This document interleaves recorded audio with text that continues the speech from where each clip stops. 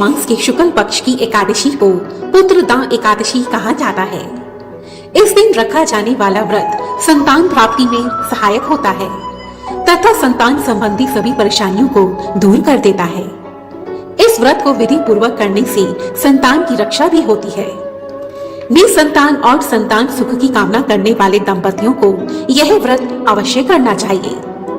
पुत्रदा एकादशी का व्रत वर्ष में 2 बार आता है, श्रावण मास में तथा पौष मास में। पद्म पुराण में यह वर्णित है कि जिन जातकों को योगी पुत्र की कामना हो तो उनके लिए पुत्रदा एकादशी का व्रत सबसे अधिक फलदायी है। कुछ कारणवश कई जातक संतान सुख से वंचित रह जाते हैं। ऐसे समय में पुत्रदा एकादशी का व्रत उम्मीद के सूरज के समान है। पौष मास के शुक्ल पक्ष में यदि विधि विधान से यह व्रत किया जाए तो इसके प्रभाव से संतान प्राप्ति की बड़ी से बड़ी बाधा भी टल जाती है। जो जातक संतान प्राप्ति की इच्छा से यह व्रत करते हैं उन्हें इस दिन संयुक्त रूप से अर्थात पति पत्नी दोनों को संयुक्त रूप से भगवान कृष्ण के बाल रूप की पूजा करनी चाहिए तथा पीले फल, पीले फूल, तुलसी दल और पंचामृत भगवान को अर्पण करना चाहिए। इसके पश्चात संतान गोपाल मंत्र का जाप भी करना चाहिए। मंत्र जाप के पश्चात पति पत्नी प्रसाद ग्रहण करें और गरीबों को श्रद्धा अनुसार दान दें।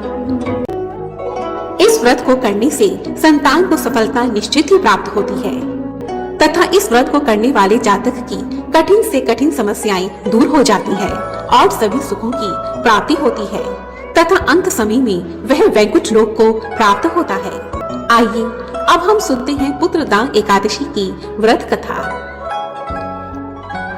एक समय महाराज युधिष्ठिर ने भगवान श्री कृष्ण से कहा, हे भगवान, हे वासुदेव, आपने सफला एकादशी का महात्म्य बताकर हम सब पर बहुत कृपा की है।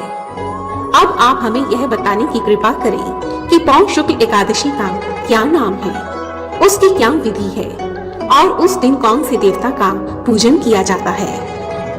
यह सुनकर भगवान श्री कृष्ण ने कहा, हे धर्मराज, इस एकादशी का नाम पुत्रदा एकादशी है।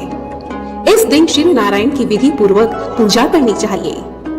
इस चर और अचर संसार में पुत्रदा एकादशी व्रत के समान कोई दूसरा व्रत नहीं है। इस व्रत के पुण्य से मनुष्य तपस्वी, विद्वान और लक्ष्मीवान बनता है। अब मैं तुमसे इस व्रत की कथा को कहता हूँ। इस व्रत कथा के श्रवण मात्र से अश्वमेध यज्ञ का फल प्राप्त हो जाता है। भद्रावती नामक नगरी में सुकेतु नाम का एक प्रतापी राजा राज्य करता था। उस राजा के कोई पुत्र नहीं था। उसकी पत्नी का नाम शैव्या था। वह निपुत्री होने के कारण सदा चिंतित रहती थी।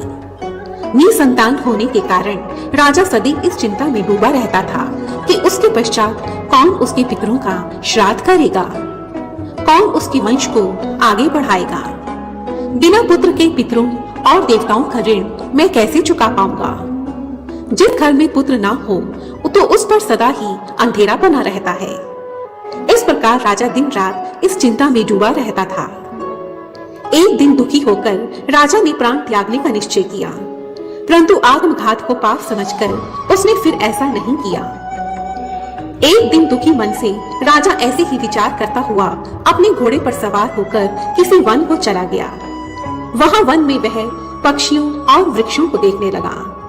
उसने देखा कि वन में मृग, व्याघ्र, सूअर, सिंह, बंदर इत्यादि भ्रमण कर रहे हैं। वन में हाथी अपने बच्चों और हथनियों के साथ घूम रहा है। गीदड़ और उल्लू अपनी कर्कश ध्वनि निकाल रहे हैं। वन के दृश्यों को देखकर राजा फिर से सोच विचार में डूब गया। इस प्रकार आधा दिन व्यतीत हो गया। अब राजा यह सोचने लगा कि किस पाप कर्म के कारण उसे यह दुख प्राप्त हुआ है। वन में भ्रमण करते करते राजा को अत्यंत प्यास लग गई और पानी की तलाश में वह इधर उधर भटकने लगा। थोड़ी ही दूरी पर राजा ने वहां एक सरोवर देखा। उस सरोवर में कमल खिले हुए थे तथा सारस, हंस, मगरमच्छ आदि उस सरोवर में विहार कर रहे थे। उस सरोवर के चारों ओर कई मुनियों के आश्रम बने हुए थे। उसी समय राजा के दाहिने अंग फड़कने लगे। इसे शुभ शकुन समझकर राजा ने उस आश्रम में प्रवेश किया। राजा ने उन मुनियों को साष्टांग प्रणाम किया तथा उनसे पूछा, हे मुनिवर, आप कौन हैं और कहां से आए हैं और यहाँ क्या कर रहे हैं? राजा की बात सुनकर मुनियों ने उत्तर दिया, हे राजन, आज संतान प्रदान करने वाली पुत्रदा एकादशी है, अतः हम लोग इस सरोवर में स्नान करने आए हैं। यह सुनकर राजा ने कहा, हे मुनिवर, मेरे भी कोई संतान नहीं है। यदि आप मुझ पर प्रसन्न हैं, तो मुझे एक पुत्र का वरदान दीजिए। राजा की बात सुनकर मुनि ने कहा, हे राजन, आज पुत्र प्रदान करने वाली पुत्रदा एकादशी है। आज आप इस एकादशी का विधि पूर्वक व्रत करें। ईश्वर की कृपा से आपके घर में अवश्य ही पुत्र का जन्म होगा। उसके पश्चात मुनि ने राजा को पुत्रदा एकादशी व्रत की संपूर्ण विधि बताई। मुनि के वचनों को सुनकर राजा ने उसी दिन पुत्रदा एकादशी का विधि पूर्वक व्रत किया तथा रात्रि जागरण भी किया। द्वादशी को उस व्रत का पारण किया। इसके पश्चात मुनियों को प्रणाम कर राजा अपने महल में वापस आ गया। इस व्रत के प्रभाव से राजा की पत्नी ने गर्भ धारण किया तथा 9 मास के पश्चात उसने एक सुंदर पुत्र को जन्म दिया।